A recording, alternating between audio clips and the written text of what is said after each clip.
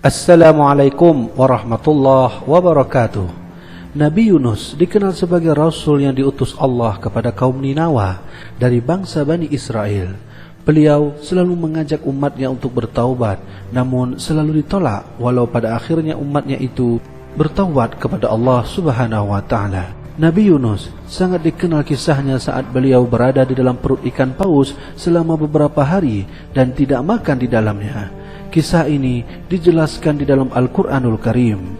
Maka bersabarlah engkau Muhammad terhadap ketetapan Tuhanmu, dan janganlah engkau seperti Yunus, orang yang berada dalam perut ikan ketika dia berdoa dengan hati sedih. Terkait Nabi Yunus dimakan ikan paus ini, hampir dalam setiap agama samawi menerangkannya. Walau kitab mereka tidaklah asli lagi, namun kisah mengenai Yunus dalam perut ikan jugalah dijelaskan dan diterangkan dalam kitab-kitab Nasrani dan Yahudi.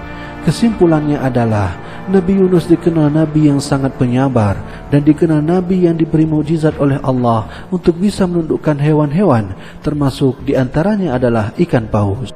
Namun kini Nabi Yunus telah lama pergi. Tentu segala jejaknya telah hilang dan hampir tidak ditemukan sama sekali. Akan tetapi walau demikian, para penelitian sejarah tetap akan menelusuri jejak peninggalan beliau. Dan tahukah Anda, pencarian itu membuahkan hasil bahwa baru-baru ini para peneliti arkeologi telah menemukan beberapa jejak diri beliau di suatu tempat. Dan lebih terkejutnya adalah barang temuan itu nyatanya menyimpan pesan khusus Nabi Yunus untuk seluruh umat manusia. Kira-kira pesan apakah yang disampaikan oleh Nabi Yunus itu, dan di manakah lokasi ilmuwan menemukan tempat peninggalan jejak sejarah beliau? Simak penjelasannya sebagai berikut.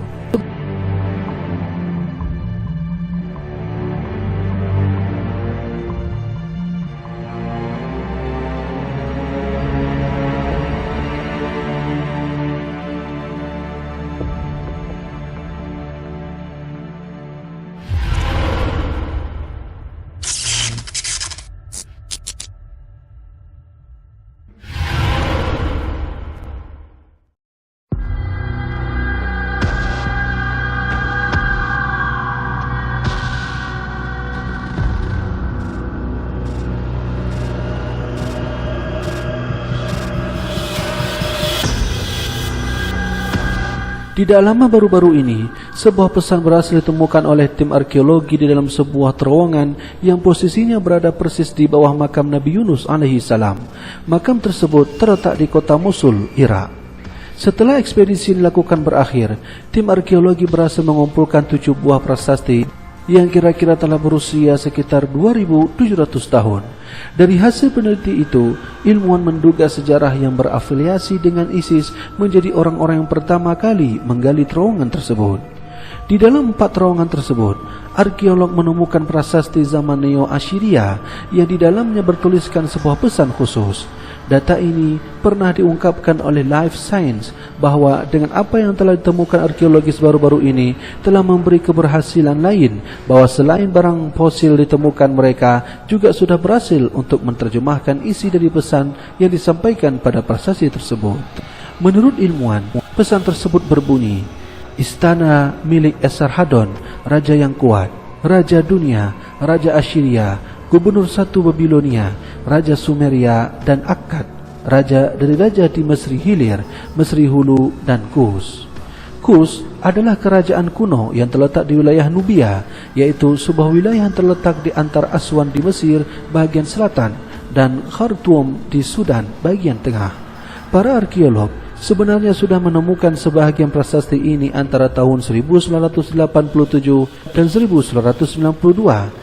Namun karena adanya konflik lokasi tersebut, maka saat itu mereka tidak dapat melanjutkan studi mereka sampai akhirnya mereka dapat mempublikasikan hasil studi mereka ini tepat pada bulan Desember 2017. Nabi Yunus adalah tokoh agama yang dikenal oleh semua agama samawi. Ia diceritakan ditelan oleh ikan raksasa yang kemungkinan adalah seekor paus menurut data yang telah ditemukan, dan bahan rujukan seperti dalam kitab-kitab agama samawi seperti Yahudi, Nasrani dan Islam, bahwa Nabi Yunus pernah berceramah di kota yang diberi nama Ninawa, yang kota tersebut merupakan ibu kota dari kerajaan Assyria. Salah satu prasasti yang ditemukan menceritakan pemerintahan di wilayah kerajaan tersebut pada masa Raja Esarhaddon. Dalam prasasti yang diceritakan dalam kata ganti orang pertama itu dituliskan juga bagaimana sejarah keluarga raja tersebut. Isi pesan itu bertuliskan, "Aku mengepung, menaklukkan, menjarah, menghancurkan dan membakar dengan api 21 kota mereka bersama dengan kota-kota kecil di lingkungan mereka." Demikian isi salah satu prasasti yang ditemukan itu. Menurut prasasti tersebut, Esarhaddon adalah raja yang kejam, pemimpin yang dihormati, dan seorang penakluk. Para arkeolog telah mendokumentasikan penemuan mereka ini di dalam jurnal Irak. Kesimpulannya adalah, dari hasil penelitian tersebut mengungkapkan kepada kita semua bahwa apa yang telah disebutkan di dalam Al-Quran dengan apa-apa yang baru ditemukan ilmuwan baru-baru ini adalah benar adanya. Nyatanya, setiap sesuatu yang disampaikan Allah kepada Nabi Muhammad adalah tidaklah hoaks dan kebohongan. Namun kalam Allah itu nyatanya dapat dibenarkan dengan fakta-fakta yang ditemukan hari ini.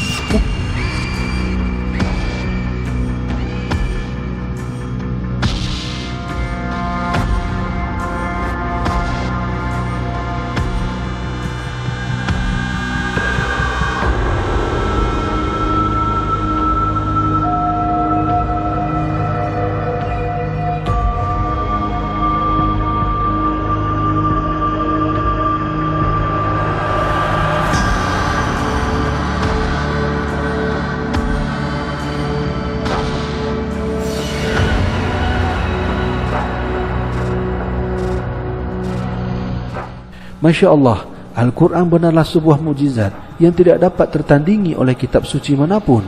Seperti mana pada keterangan sebelumnya, fakta tentang kehidupan Nabi Yunus bersama kaumnya dan dimakannya beliau oleh ikan paus dibenarkan oleh temuan prasasti yang berada di Irak hari ini.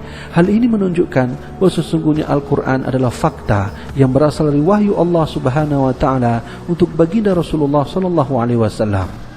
Nabi Yunus benarlah seorang Rasul. Beliau termasuk Rasul di antara utusan Allah yang diberi tugas sama seperti mana yang lainnya, yaitu menegakkan agama Allah di muka bumi ini.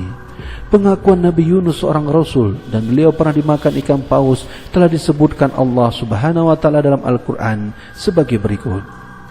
Sesungguhnya kami mewahyukan kepadamu Muhammad sebagaimana kami telah mewahyukan kepada Nuh dan nabi-nabi setelahnya.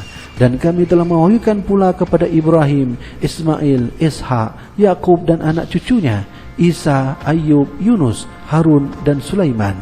Dan kami telah memberikan kitab Zabur kepada Daud. Dan ingatlah kisah Zunnun, yaitu Yunus, ketika dia pergi dalam keadaan marah, lalu dia menyangka bahwa kami tidak akan menyulitkannya, maka dia berdoa dalam keadaan yang sangat gelap. Tidak ada Tuhan selain Engkau, Maha Suci Engkau. Sungguh aku termasuk orang-orang yang zalim. Dan sungguh Yunus benar-benar termasuk salah seorang Rasul. Semoga apa yang kami jelaskan dalam bab ini bermanfaat bagi kita semua, dan semoga kita selalu dalam rahmat Allah dan diberi syafaat oleh baginda Rasulullah sallallahu alaihi wasallam. Wallahu a'lam bishawab. Wassalamualaikum warahmatullahi wabarakatuh.